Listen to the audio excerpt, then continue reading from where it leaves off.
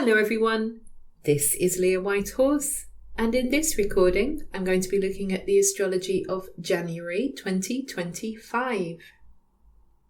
So as we come into a new month and a new year, a year that is going to be incredibly dynamic with all the sign changes that are going to be happening this year. If you want to know more about that, by the way, you can see my video on the year ahead, which is also on this channel. I'll link it below. We're going to see one of those changes happening this month with the nodes changing signs, the North Node and the South Node. We are going to still have Mars retrograde to deal with though, so it does feel as though we're starting off slow. We're starting off in a very reflective mode because Mars is retrograde. And we're also going to have a small but important connection between Saturn and Pluto. And that is going to be sort of rippling away in the background as these both move quite slowly. So the aspect is in play as we come into the month. The first aspect of the month is Vesta's entry into Scorpio. So this is going to be on the 2nd of January 2025. And where Vesta moves, she says, this is sacred. This area of life now requires our devotion and dedication. And so Scorpio is associated with our shared resources. It is a sign that is connected to intimacy, mysteries, with fears, with taboos. So when we're in Scorpio territory, this is a very deep and magical place, sometimes a little scary. But Vesta's presence here, Vesta is the priestess who keeps the eternal flame alive. So in the territory of Scorpio, it feels like an initiation into the deeper levels of the mysteries with Vesta going into Scorpio. And this is going to be a very pronounced journey because Vesta is actually going to go retrograde in Scorpio later in the year. So she's actually going to be in Scorpio right up until the 14th of September. So pretty much 3/4 of the year, Vesta will be in Scorpio. So have a look at your own chart because your Scorpio house is going to have some extra energy coming in from Vesta.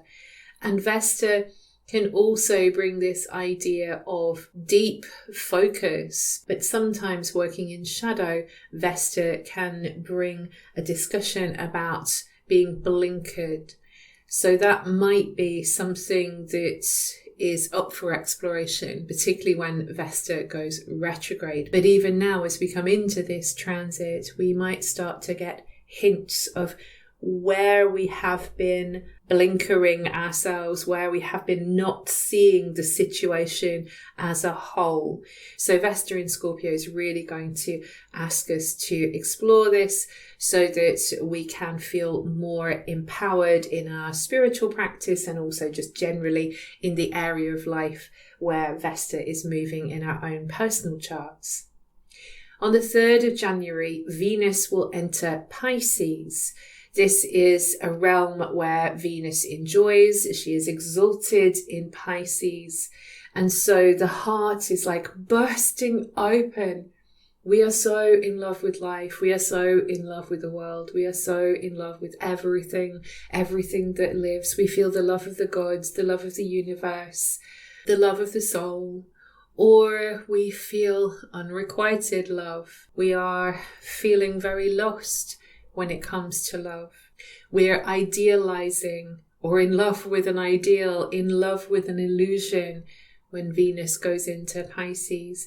And some of these more shadowy expressions of Venus in Pisces might come into play today because also on the 3rd of January, we will have that second opposition between Mars retrograde and Pluto. So Mars is still going to be in Leo and Pluto, of course, still in Aquarius.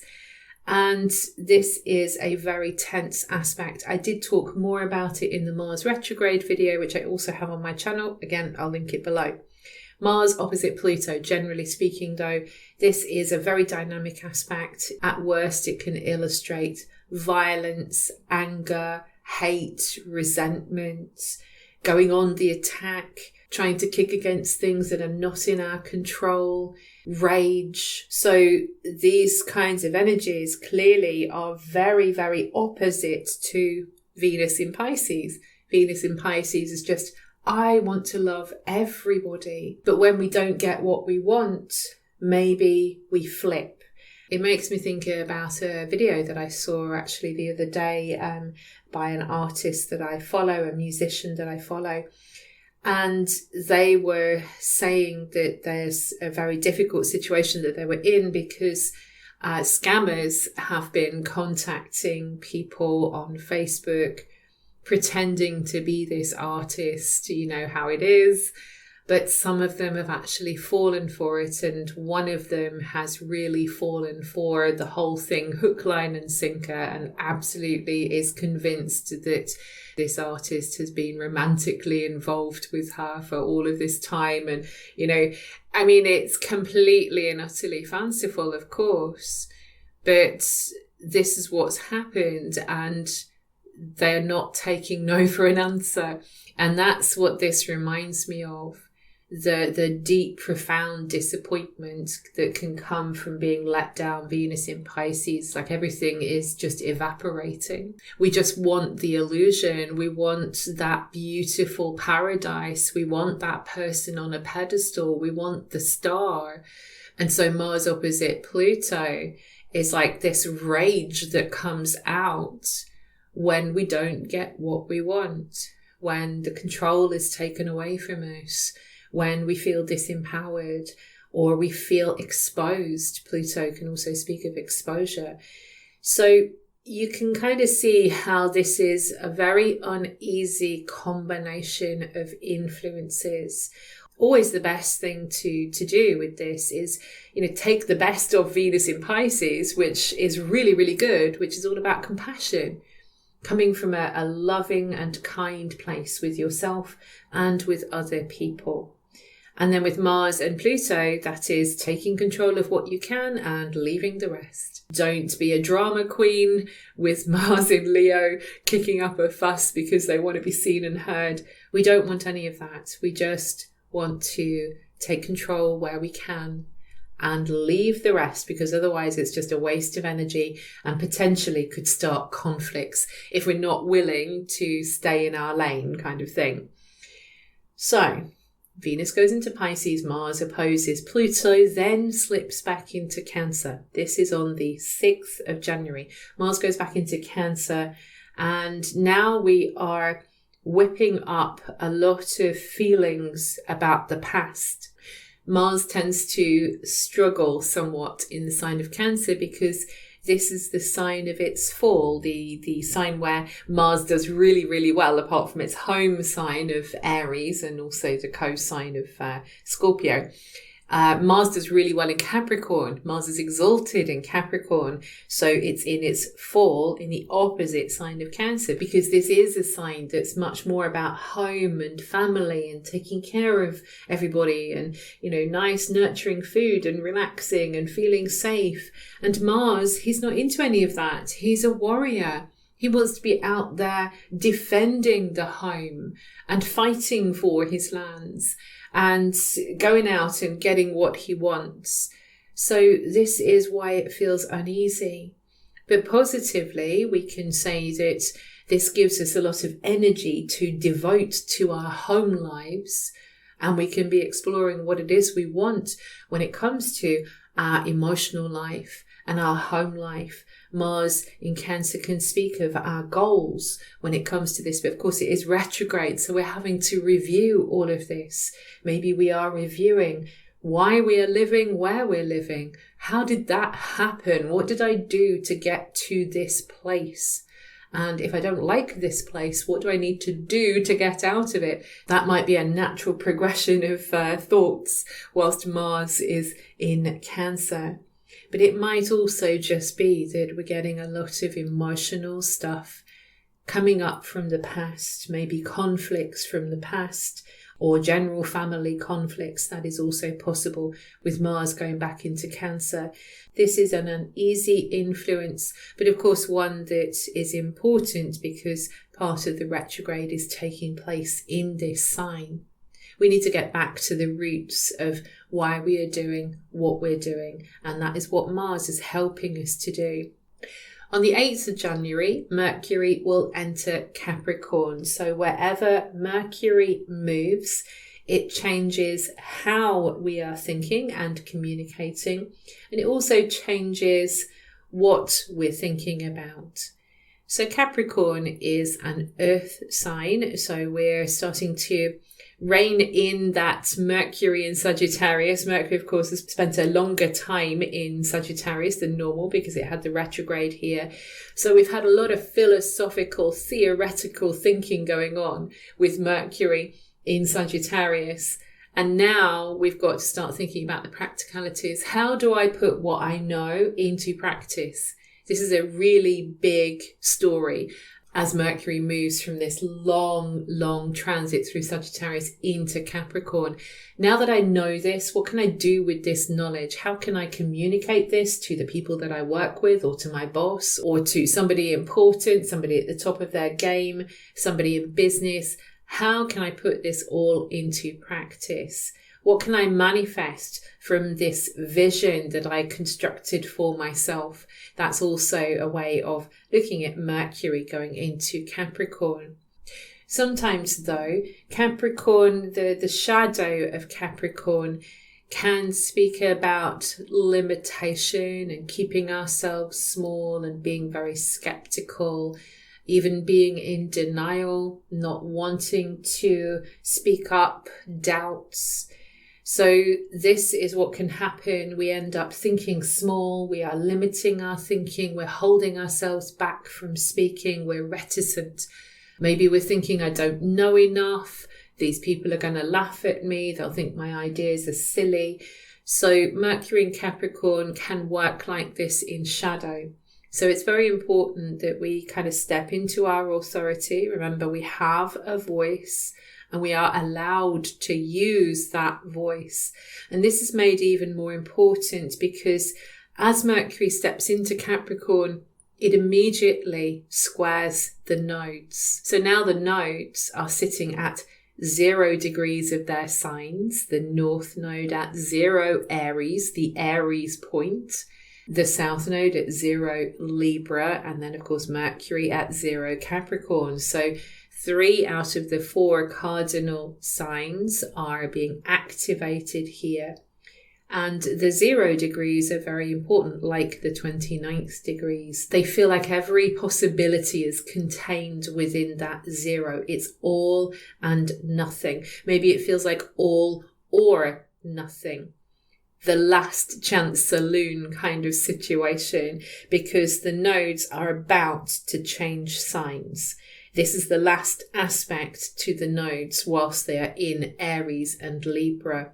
So whilst this may be a quick-moving, fleet-footed Mercury skipping across this 0 degrees of Capricorn, it is an important last step before the nodes change signs. And so generally Mercury squaring the node says there's something about how we are thinking, how we are conceiving of things that has been blocking us. Perhaps we have been trying to please too many other people, South Node in Libra, and now we need to dare the sign Aries, North Node on the Aries point. Now we need to dare to speak up for ourselves, to use our voice in some way that is constructive. This is Mercury in Capricorn. We don't want to be shooting our mouths off with Mercury in Capricorn. We want to be thinking clearly, articulating, maybe slowing down our speech a little bit, just to ensure that each word is weighted carefully. So Mercury square to the nodes is get rid of those mental blocks, speak up, or share your ideas about what is important for you. On the 11th of January, Eris will station direct. So Eris is the goddess of strife and discord. She's very slow moving. But it's possible on the station date that we get a little bit of conflict or some kind of trouble, some kind of spanner in the works. That's kind of how Eris can feel sometimes, that she's the inconvenient truth. And just as she is stationing, we might be more aware of something within ourselves that is an inconvenient truth. You know, when you've got this little niggle that actually you don't like this job that you tried to get for years and years and years, and you worked really hard for it, but now actually I don't like this position. I don't like what I'm doing. And it's really hard to admit to yourself because you've worked so hard to get that. It's not necessarily about a job specifically. It's just an example. But this is the kind of thing that Eris stationing can bring up. So it's going to depend on where she is stationing in your chart. And it is going to depend on whether she is perhaps making any aspects to your chart. So for some of us, we might feel this impact a lot less. But if you have anything around sort of 23 to 25 degrees of Aries, Capricorn, Libra, or Cancer, you're probably going to get a little bit of this juice coming through.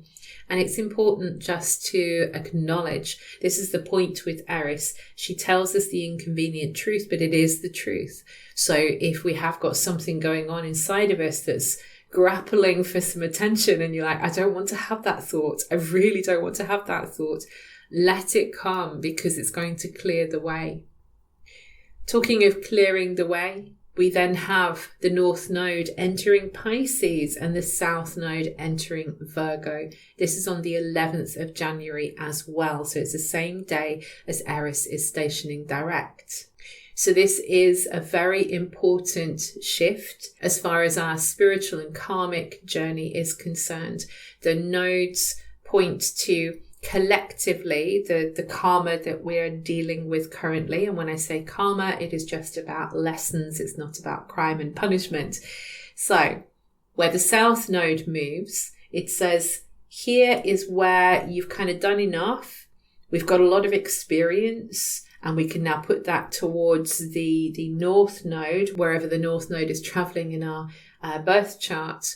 We can use the best of the past and put that to work for our future. But it's also possible that we've kind of overdone the South Node stuff, that's where we're getting stuck. It's where we're getting far too comfortable. And so with the South Node in Virgo, it says what we've done well in the past is we've done a lot of healing work. We've made a lot of genuine improvements. We have analysed things correctly. We've figured out how things go together. We've found a way to serve. We've found a way to use our skills. So you can apply this to wherever the South Node is moving in your own personal chart. In this area of my life, I've really done a lot of good work, and I should be proud of myself. But it's possible that we're over-analysing in this area of life, that we've become very, very kind of scattered, and like there's so many bits here. Everything is in pieces. Everything is in so many pieces that we've really lost sight of the big picture. So this can be analysis paralysis, and that's where we're getting held back. That's where we're stopping ourselves. It might be simply that we're working so hard in this area that it's not leaving us any energy for anything else. So these are the kinds of things that we need to examine with the South Node going into Virgo. The North Node in Pisces tells us that the way to develop spiritually for our karmic growth, whilst the North Node is in Pisces, is to develop the qualities of Pisces. And personally, in our own charts, it says you need to develop the qualities of Pisces here in this area of life indicated by the house in your chart. So Pisces qualities, Pisces, very spiritual. I need to develop a spiritual approach here. I need to feel my way forwards here. I need to listen to my intuition, what my soul is saying here. I need to be more imaginative here. I need to be more relaxed here. And all of that is going to help to get me unstuck in the opposite house. It's going to help me to find a way to be more relaxed with life so that I'm not constantly taking everything apart and over analyzing. South Node in Virgo.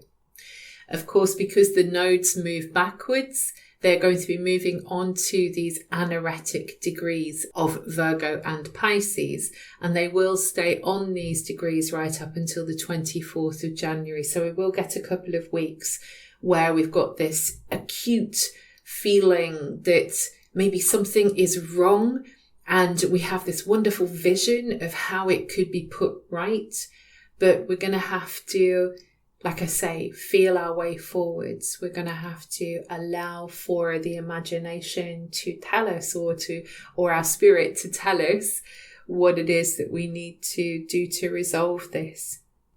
Mars is going to help us with that endeavour on the 12th of January, because Mars will move into a trine with Neptune. So Neptune is now the dispositor of the Pisces North Node. Neptune rules the sign Pisces. So Mars is activating the story, because whenever we get Mars trine to Neptune, or Mars in a positive aspect to Neptune, we have a story here about the spiritual warrior. We have the idea that we're now acting on our intuition, or maybe we're receiving our intuition, remembering that Mars is retrograde. And so yes, maybe this is the spiritual warrior. It's like what we do on the inside that counts. So what action we take inside of ourselves, that is what's going to shape things. Neptune is our imagination as well. Mars trine Neptune is allowing ourselves to be guided by a higher power. On the 13th of January, we're going to have a full moon in Cancer, and this full moon will actually activate the Mars retrograde, because the moon is going to be at 23 degrees of Cancer around that point, and Mars will be around 27 degrees of Cancer, so they're close enough to make a conjunction. So the full moon in Cancer, I mean, this is the domain of the moon, so the moon is very happy and works strongly in its own sign, and we have the idea that issues connected to home, family and safety and nesting and belonging, these are uppermost. These issues have become highlighted by the sun. Maybe there is some kind of crisis around home matters, or there is some kind of problem with or decision to make around family. So we have a lot going on here that is quite deeply emotional. And then we also have Mars stirring up the past, like I mentioned before. So I think we need to just watch our triggers around this time, again, because of Mars. We have a lot of emotional hot buttons coming into play around the full moon in Cancer. On the 19th of January, hopefully we can cool down a little bit as the sun goes into Aquarius. So now we are in Aquarius season. So the sun in Aquarius illuminates Aquarius themes. Obviously, these are already being intensified by Pluto being in Aquarius. As the sun goes into Aquarius, it is immediately going to run into Pluto. So these themes are already very, very much uppermost in our minds, astrologically speaking anyway.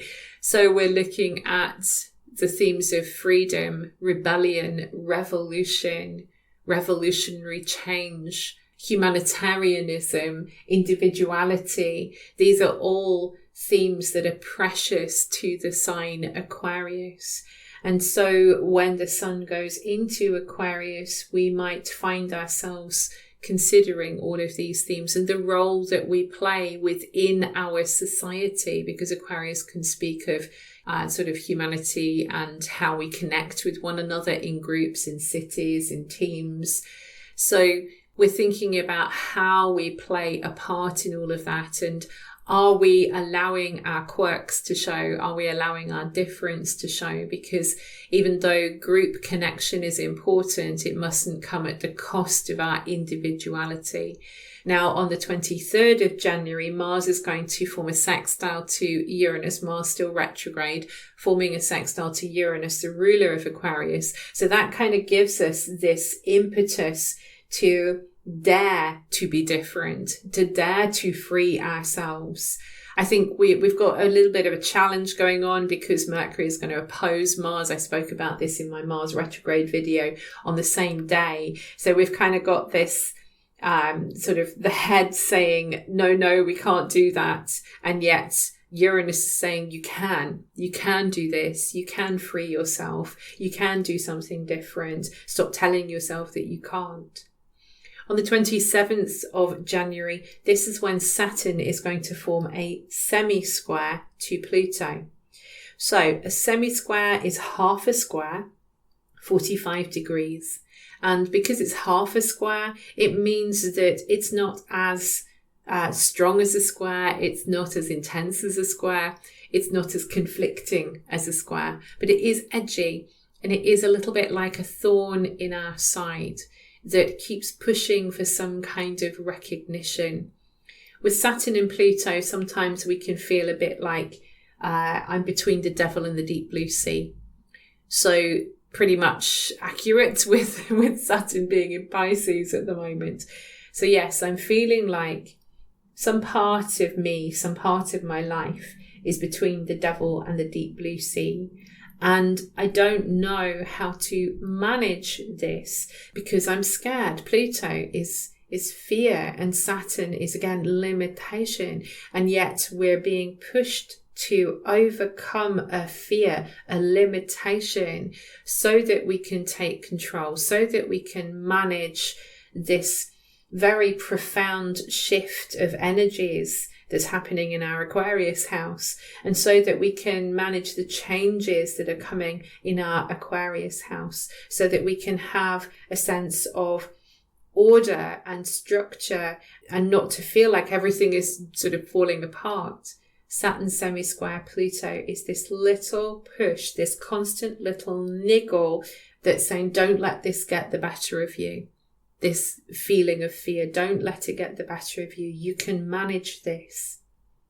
Mercury enters Aquarius on the 28th of January, never far from the sun. So now we are changing what we are thinking about and how we are thinking. So our communications become more open. They also become a little bit more detached. We could also say that with the sun going through Aquarius as well. It's generally a sign, Aquarius is generally a sign that doesn't take things personally. There is an aloofness sometimes to Aquarius. So Mercury going into Aquarius, we're getting very high-minded conversations and thoughts. And we're also thinking in different ways, in new ways, maybe even talking to new people. And that would actually be a really good way of using this energy. Opening new books, trying new writers, listening to new podcasts, anything that's going to bring a different perspective, because Mercury going into Aquarius is throwing open the mind to all these different new influences. We then have the new moon in Aquarius. That's going to be on the 29th of January. And the moon and sun will just be in a conjunction with Mercury and Pluto as well. So we have quite an intensified new moon here. So we can feel that pressure from Pluto that things do indeed need to change. The way we think collectively as well as personally needs to change. And if we can do that, then we are going to massively increase our choices going forwards. This is because there is also a trine over to Jupiter in Gemini. So the new moon in Aquarius is a new start towards our future. It can also be a new start that is connected with making new friends or starting something new within our social circle or within our city, within our communities. And certainly with Jupiter in Gemini, we are not doing this alone. So although there is that aloofness that I mentioned earlier, we are being encouraged to join together with other people to spread our ideas. And we end the month still with these very similar themes, because on the 30th of January, Uranus, the ruler of Aquarius, is going to change direction. It's going to station direct. So Uranus has been in retrograde motion for the past 5 months. And during that time, Uranus has been on a kind of rescue mission, rescuing our inner rebel, rescuing that part of ourselves that we've tried to suppress because it's too different, it's too quirky, it's too odd, and it's never going to fit in, and everybody's going to just be like, who are you? Who do you think you are? So Uranus has been rescuing this part of ourselves because it's important that we value, especially in Taurus, that we value our difference. Our uniqueness is something to be prized. Our individuality is a resource in Taurus. So now that we have brought this part of ourselves back, now that we have freed something within, we can get on with the process of revamping this area of life where Uranus is currently moving in our own charts. So collectively, we are changing, upgrading our resources. So we're working on changing our values to do with money, to do with food, to do with agricultural systems. We are bringing in new technology. There is, of course, digital money, which has suddenly shot up again. It's quite volatile still at the moment, but there's a whole lot of emphasis right now on digital currency because of Musk and Trump and all of that. So Uranus in Taurus is changing a lot of things that we've taken for granted for a long time and that have stayed the same for a long time. And that's a good thing as far as Uranus in Taurus is concerned, because no matter how comfortable things might have been in certain areas of life, it's not allowing for growth. And that's what's important for this transit. We do need to free up some space here. So Uranus stationing direct means that now we can get on with this job because we've found that part of ourselves that is willing to do that. The part of ourselves that sees this area of life has got overgrown and I need to cut out this crop or this thing to make the space for the changes that are needed here. And I'm going to do it because now I'm ready to experiment. Now I'm ready to be a bit of a rebel in the best way possible and dare to do something different in my life. So Uranus stationing is going to bring all of this potential. Just on the station day itself, though, as I always say, these are wobbly days and anything can kind of happen with Uranus. Uranus is unpredictable, so expect the unexpected and be as flexible, not easy in Taurus territory, but be as flexible as possible to accommodate any sudden spontaneous changes.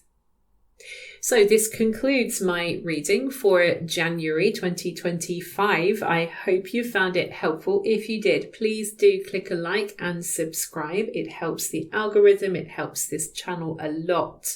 If you would like to hear more from me, I do have a Substack, Patreon, website, social media. All of those links are below. I will see you again soon. And in the meantime, I wish you many blessings on your path.